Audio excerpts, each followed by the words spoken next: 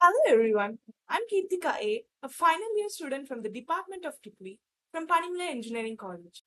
This achievement was strongly supported by the learning environment at my college. The infrastructure, well-equipped labs, library, and tech-enabled classrooms helped me prepare effectively. Facilities like transport and cafeteria also made campus life comfortable and convenient.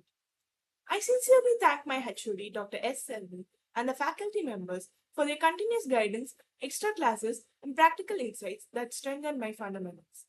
I actively participated in hackathon, workshop, and technical events which improved my confidence and teamwork.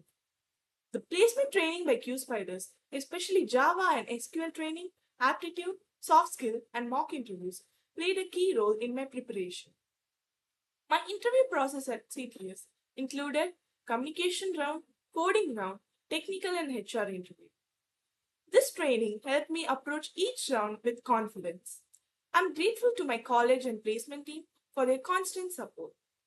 To my juniors, remain consistent in learning, practice regularly, and make the most out of the opportunities provided. Thank you.